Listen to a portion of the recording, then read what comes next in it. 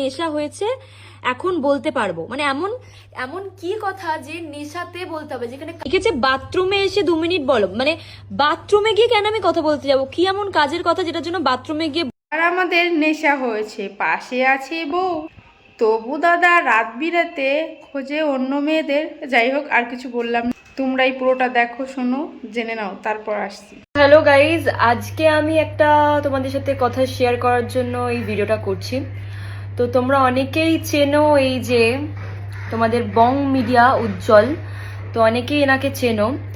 তো এনার সম্পর্কে ফার্স্টে আমি অনেক ভালো ভাবতাম যে একটা খুবই ভালো মানুষ, অনেক ভালো ভালো কাজ করে, বউকে অনেক ভালোবাসে, মানে রিসেন্টলি কিছুদিন আগেই বিয়ে হলো ওনার। তো খুবই একটা ভালো মানুষ আমি ভাবতাম। তো ওনাকে আমি মেসেজ করেছিলাম অনেক মাস আগে, মানে আগের বছর, অনেক মাস আগে, আর কিছুদিন হলে হয়তো 1 বছর কমপ্লিট হয়ে যাবে। সো অনেক মাস আগে আমি ওনাকে একটা মেসেজ করেছিলাম যে অ্যাজ আ মডেল যদি আপনার কোনোদিনও কোনো মিউজিক অ্যালবামের জন্য আমাকে প্রয়োজন পড়ে, দেন আপনি আমাকে কন্ট্যাক্ট করতে পারেন। আমি কিন্তু মেসেজটা অনেকদিন আগেই ডিলিট করে দিয়েছিলাম, কারণ কোনো রেসপন্স ছিল না। সো আমি ভাবলাম যে ঠিক আছে, তো আমিও মেসেজটা ডিলিটই করে দিয়েছিলাম।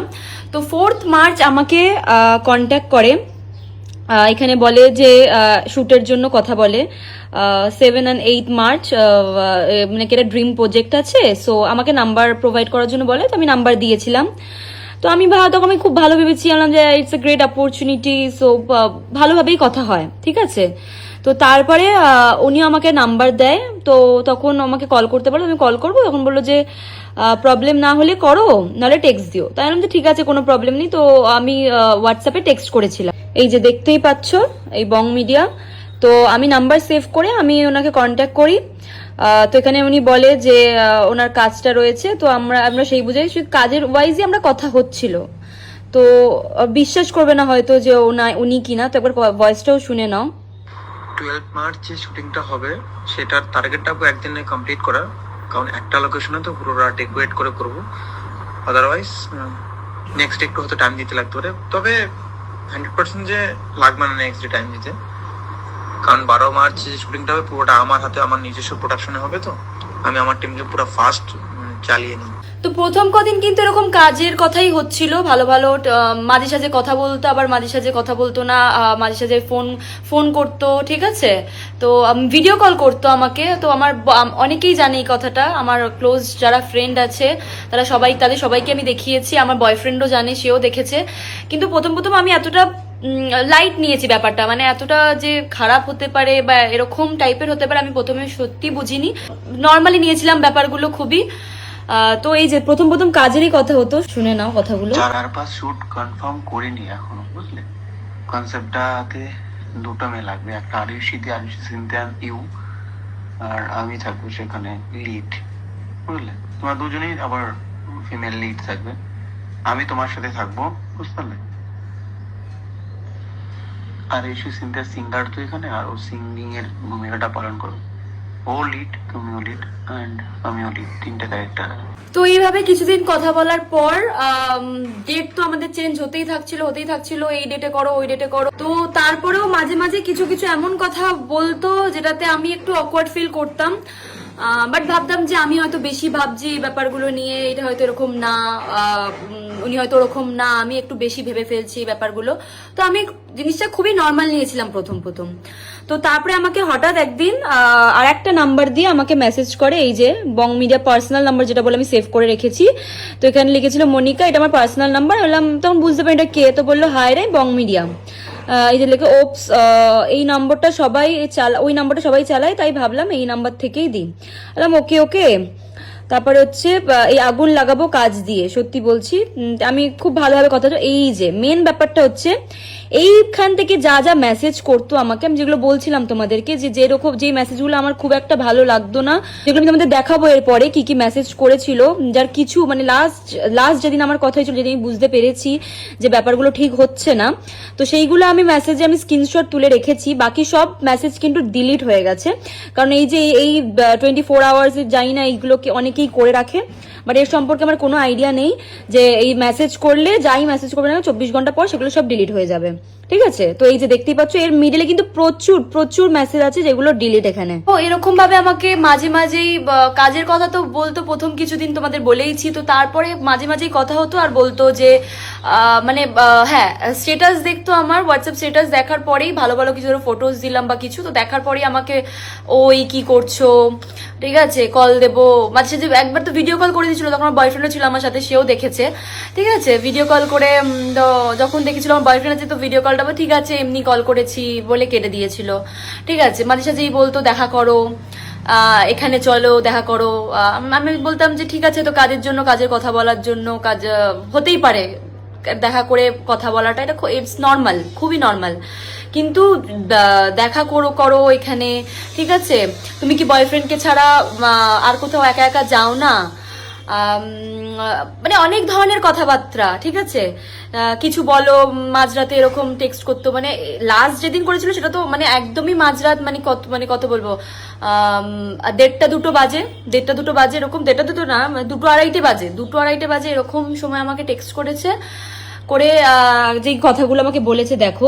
তো এটা প্রথমবার না, কিন্তু এর আগেও প্রচুর আমাকে মেসেজ করেছে, ঠিক আছে। তো সেদিনকার আমাকে এরকম হোয়াটসঅ্যাপ একটা স্ট্যাটাস দেখেই আমাকে টেক্সট করা হয়েছিল, আমি যখন ওই লিখেছিল আমি তখনই দেখলাম যে আমার স্ট্যাটাসটা সিন করেছে কিনা, তো দেখার পরে কিন্তু আমাকে ওই লিখেছে, এলাম হ্যাঁ বলো কি করো, বলার পরে দেখতেই পাচ্ছ যে এখানে ফোনটা কিন্তু আমাকে করে দিয়েছে অলরেডি, যে তোমাদের বলছিলাম, ঠিক আছে। আমি তখন ফোনটা ধরিনি, যদি অত রাতে, আমি সিরিয়াসলি বলছি, আমি সেরকম কারোটা ফোন ধরি না। তো আমাকে বলেছে যে, আমি বললাম যে এডিট করছি, আর আমি মিথ্যে কথাই বলেছিলাম ওখানে যে আমার মা আছে পাশে, তো আমি এখন ফোন ধরতে পারবো না, কারণ আমি রাতে সেরকম কারোর ফোন ধরি না, আর রাতটা কতটা বাজে তোমরা দেখতেই পাচ্ছ। তো লিখেছিল কথা আছে, আমি বললাম যে এখন আমি কোথাও ধরতাম, বলছে নেশা হয়েছে এখন বলতে পারবো, মানে এমন এমন কি কথা যে নেশাতে বলতে হবে, যেখানে কাজের কথা, ঠিক আছে।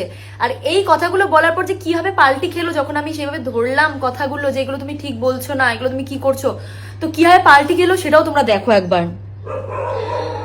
তো এই যে নেশা হয়েছে, আমি বললাম বাইরে এসে, আবার আমি বললাম যে এখন আমি পারবো না, তখন বলছে বাইরে এসে ফোন দাও, ঠিক আছে। আমি বললাম না পসিবল নয়, ঠিক আছে। লিখেছে বাথরুমে এসে 2 মিনিট বলো, মানে বাথরুমে গিয়ে কেন আমি কথা বলতে যাবো, কি এমন কাজের কথা যেটার জন্য বাথরুমে গিয়ে বলতে হবে, ঠিক আছে। পরে কিন্তু এই বাথরুমের কেসটা আমাকে ঘুরিয়ে দিয়েছিল, বলছিল তুমি বললে যে তোমার মা আছে পাশে তাই ফোন ধরতে পারছো না, তাই আমি বলেছিলাম বাথরুমে গিয়ে, ঠিক আছে। যদি এটা হয়েও থাকে, তো এর পরের কথাগুলো তোমরা দেখো তাহলে বুঝতে পারবে।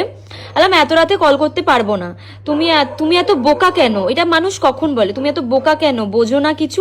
এটা প্রথমবার না, এর আগেও আমি বলেছি যে এর আগেও এরকম সেম মেসেজ আমাকে করা হতো, বাট তখন খুব কম, আজকের দিনটা একটু বেশি হয়েছিল, তাই জন্য আমি স্ক্রিনশটগুলো আমি নিয়ে রেখেছিলাম, ঠিক আছে। সো এরকম প্রচুর মেসেজ আগে রয়েছে যেগুলো আমি স্ক্রিনশট নিতে পারিনি, যেগুলো আগেই ডিলিট হয়ে গেছে, ওই 24 ঘন্টা করা ছিল ওরকম সিস্টেম। সো এই যে এখানে লেখা আছে তুমি তো বোকা কেন, বোঝো না কিছু, আমি লিখেছি আমি বোকা না, কারণ তখন আমি বোঝা শুরু করেছিলাম যে ব্যাপারটা ঠিক হচ্ছে না, ঠিক আছে। ওপেনলি বলতে হবে, তাহলে একটু কি ট্যালেন্ট নিয়ে কথা বলো, ওপেনলি রিয়াকশন কি বলছিলাম এটা বুঝতে পারিনি সত্যি কথা। তখন আমি লিখেছিলাম যে এত রাতে কিসের কথা, কোনো কাজ, বললো না। এখানে আমি কিন্তু লিখেছিলাম কোনো কাজ, বললো না, কাজ ছাড়া কথা বলো না কারোর সাথে। আইলাম এমন কথা, কি এরকম কথা যে এত রাতে তোমাকে নেশা করে বলতে হবে, ঠিক আছে। তো তখন লিখেছে হুট করে, তখন হালকা একটু কথাটা ঘুরিয়েছিল, ভোট কাকে দেবে, তুমি খুব বোকা, ভদ্র মেয়ে, এইগুলো কি ধরনের কথা, মানে আমি ভদ্র মেয়ে, খুব বোকা, ঠিক আছে, তুমি বুঝবে না বাই, মানে বোঝাই যাচ্ছে ও কি ইঙ্গিতটা দিচ্ছে, ঠিক আছে।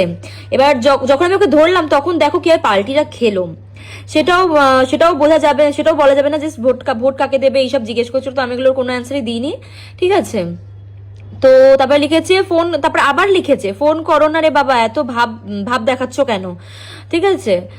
বললাম তখন আমি ওনার সাথে মানে খারাপ ভাবে আমি কথা বলা শুরু করি, কারণ আমার জিনিসগুলো খুব একটা অনেক দিন থেকে দেখছিলাম, আর এই দিনটা একটু এক্সট্রিম হয়ে গেছিল, তাই আমি আর সহ্য করতে পারিনি। দেখুন আপনার সাথে কাজের জন্য কথা বলেছিলাম, বাট আপনি এইসব শুরু করেছেন, আমার কোনো কাজের দরকার নেই এবার বলেছি, ঠিক আছে। এবার পাল্টিটা খাওয়া শুরু হলো, দেখো এ বাবা ছিছি কি ভাবছো, ছিছি, ঠিক আছে।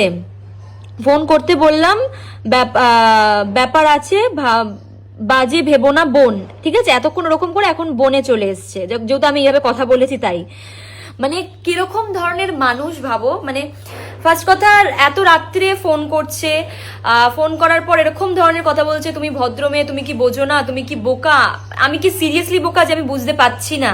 যেই দেখলো যে আমি এই জিনিসগুলোতে ইন্টারেস্টেড নই, আমি এইগুলোতে খুব অকওয়ার্ড ফিল করছি, খারাপ দিকে যাচ্ছে ব্যাপারটা, আমি খারাপভাবে ট্রিট করছি ওনার সাথে, তো তখন কথাটা ঘুরিয়ে দিল। এরকম আরো লিখেছে আমাকে বাজে ভাবছো, ঠিক আছে। আমি যখন এগুলো নিয়ে তখন ওনাকে মানে বলা শুরু করলাম যে এগুলো কি ধরনের কথা, হ্যান ত্যান, তখন আস্তে আস্তে কথাগুলো সরাচ্ছে, ঠিক আছে। ভুল বুঝছো, ঠিক আছে। ওনার পাশে নাকি ওনার বউ আছে, কোনো ভুলভাল কথা বলার জন্য ফোন করেনি, ঠিক আছে। এই যে ওয়াশরুমে যেতে বলেছিলাম কারণ তোমার বলেছিল তোমার মা আছে, তো যেই হোক না কেন, আমি তো জিজ্ঞেস করেছিলাম কোনো কাজের কথা আছে কি, তখনও কি বললো যে কাজের কথা ছাড়া কি তুমি কোনো কথা বলো না। মানে এইগুলো কি ধরনের কথা, ভদ্র মেয়ে, তুমি কি বুঝতে পারছো না? আর এগুলো প্রথমবার না, আমি আবারও বলছি, এগুলো প্রথমবার না, এর আগে প্রচুর মেসেজ ছিল যেগুলো আমি তোমাদেরকে স্ক্রিনশট দেখাতে পারছি না, যেগুলো ডিলিট হয়ে গেছে অলরেডি।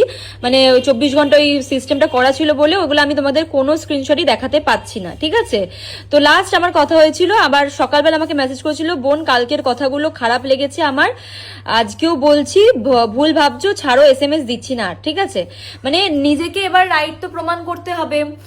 দেখছে জিনিসটা ঘাবড়ে যাচ্ছে, উল্টাপাল্টা জিনিস হয়ে যাচ্ছে, আমি ভুল বুঝছি, তো জিনিসটাকে তখন কথাগুলো ঘুরিয়ে দিল।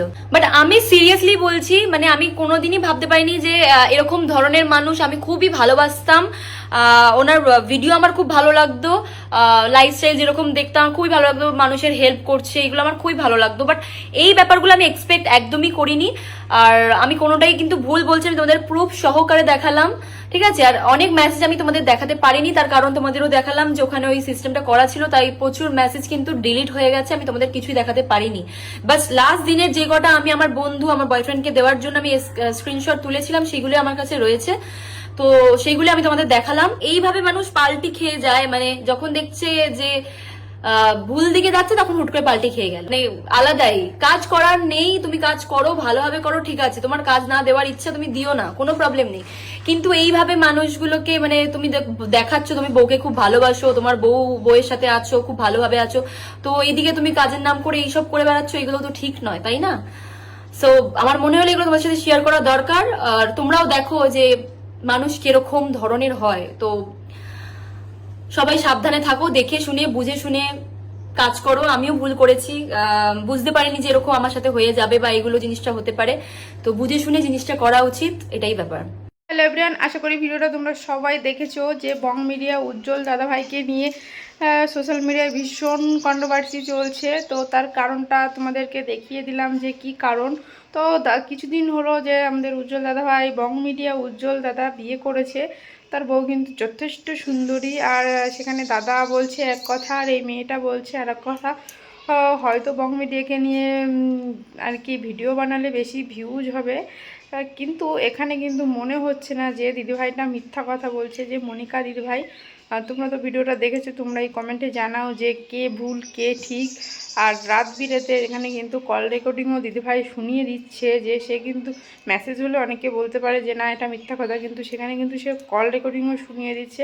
তো একটা কথাই বলবো যে দাদাভাই, তোমার নিজস্ব অনেক কিছু আছে, নিজস্ব নাম আছে, ধাম আছে, অনেক কিছু আছে, তারপরেও ওর মেয়েদের নিয়ে এসব কিন্তু ঠিক না একদমই। আর তোমার বউ কিন্তু যথেষ্ট ভালো।